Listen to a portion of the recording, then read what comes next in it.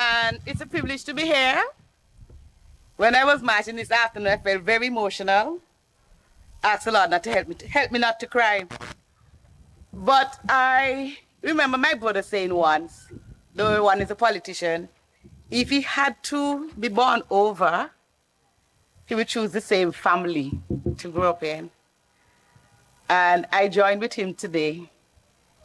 If there was such a thing that you're born over and you could choose a family, I would choose the same family I grew up with. I really want to thank God for my parents. I thank God for my siblings. And another thing that I would not change is my youth. Not the years that I've spent in church. I would not change it for nothing. I don't think there is any amount of money that can compensate for this. I remember thinking about heaven at age 7. We grew up in church, in the Anglican church, and we used to go to Bethel. Those of you who know the Bethel church, we used to go there for Sunday school in the afternoon. So always in Bible verse, always about God, always knowing about God. But I remember at 7 years old, it was a Christmas, and where we lived, oh sorry, for those who don't know me, I grew up in the same village. Where we lived, we had a pasture in front of us. They never had houses and so there. We used to go there and play in the pasture. So it was comfortable. Maybe it's over 50 years ago, right? So things were much different than now. We used to play in the pasture. So my mother had on the radio. We were playing in the pasture. I was about 7, could be 6, but I think it's 7. And I heard the Christmas carols were playing. And what caught me when the song said, "And man will live forevermore because of Christmas Day." And I ran in the house and said, "Mommy, what that mean? Man will live forevermore because of Christmas Day." And I don't know what can't remember what she said, which I believe she would have explained it, right? But from between 7 to 14, I was like any other ordinary person. And I'll tell you about the good part first, and then I'll tell you about the bad part. The good part is my mother liked to say, "You're my most honest child." And how she come to tell me that, because I grew up with 3 other siblings, 5 others, 3 other girls and 2 boys. But when anything happened in the house, and she would call, "Who drank out the ginger beer?" Or "Who did this? Who did that?" From the time she pointed at me and she said, "It's you." I said, "No, Mommy." She said, "Move." And she would, have the others and them questioning. If they have to get licks, they had to running all around. If I do anything, when it's time for licks, me just stand up. And because I just stand up, she just say, "Move in front of me, she nobody hit me," right? So she would say that. I was like that. And it's when I came a little big, I said, "Well, why you always push me away, tell me move, when," that is what I know, she talk about honesty. "Why you always tell me move when," and you always question the other. She said, "No, because you're honest. If you did it, you would have said." That's the good part, right? The bad part about me, I love bad words. Mercy. When you call in decent language, I'm good at that. I don't care if my father there, my mother there, my grandmother there. I just talk in bad words. I could get licks, I still gonna say them.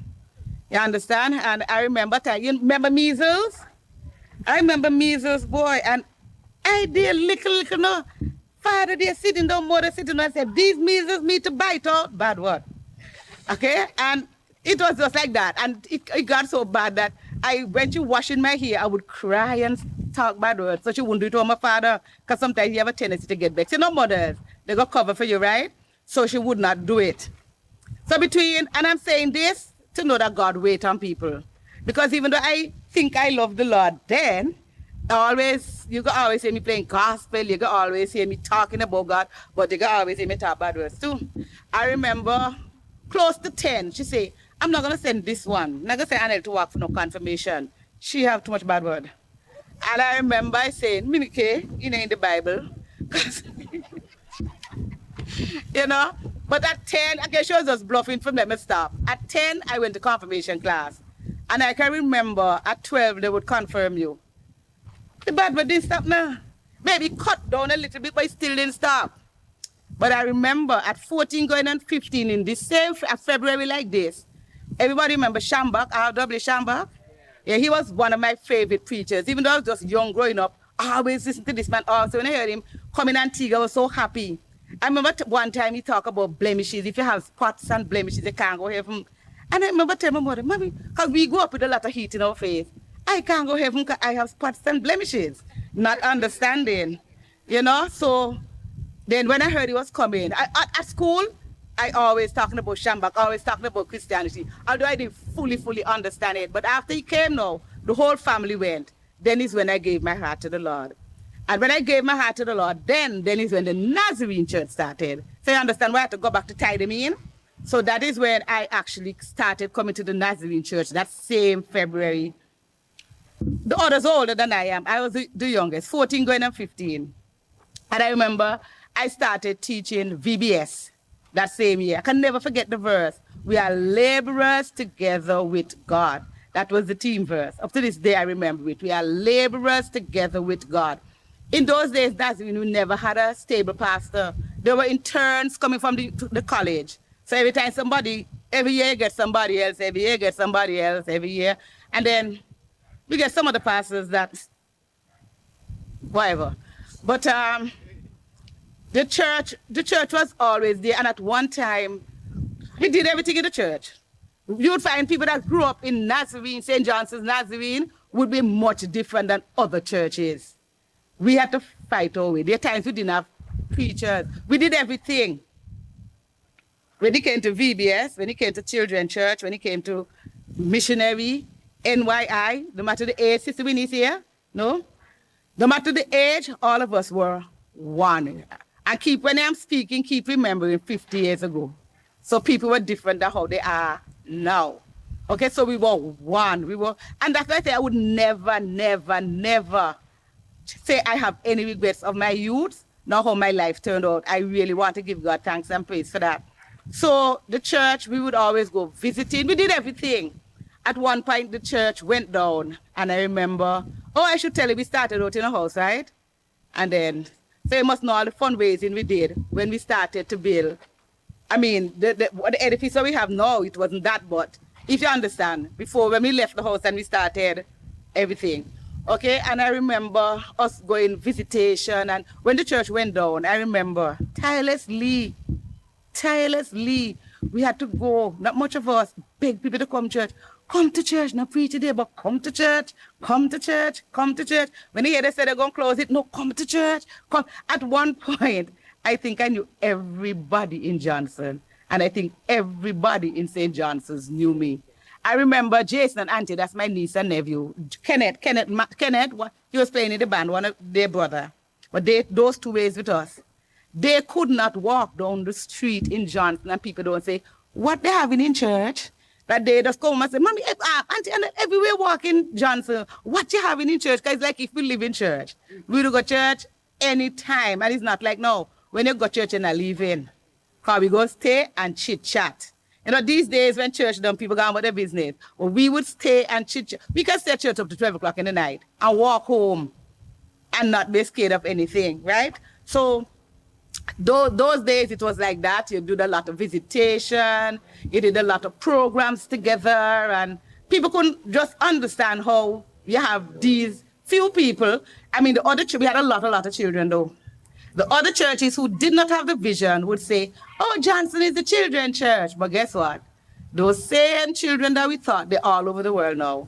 And it always pleased my heart when they say, Sister Annelle, I'm doing what you do. You taught me in Sunday school. Now I'm teaching Sunday school.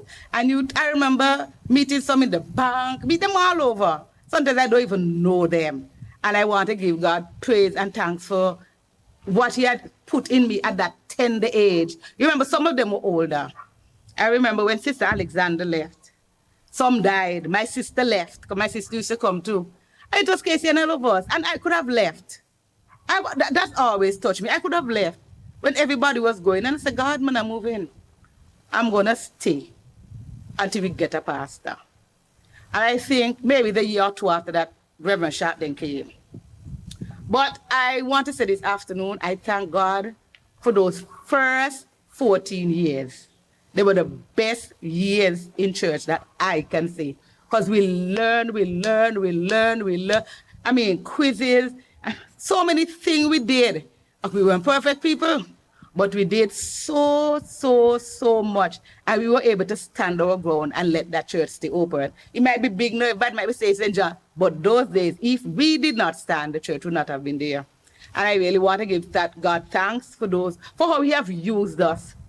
And one thing I want to say, before I'm finished, just the other day they had an appreciation dinner for me. Small was there, so she would have heard.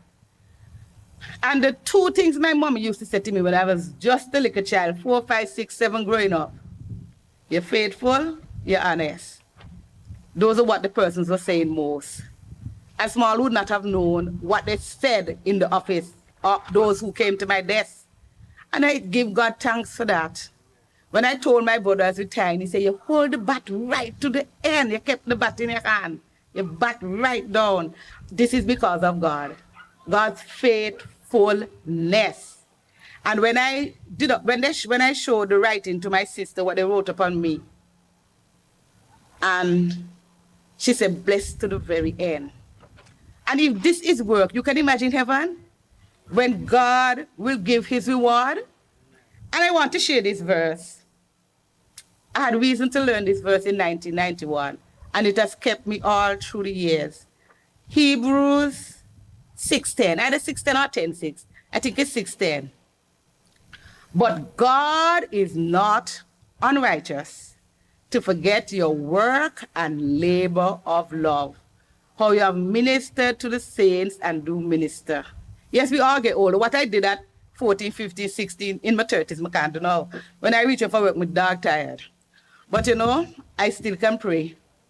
And whatever years God would add to give me after, know that I'm retired, wherever he leads, I would follow. I don't know where he would lead, it's God we're talking about. But where he knows my heart above everybody else, God knows my heart. And it's my intention, wherever he leads, just to follow him and to do what he bids me.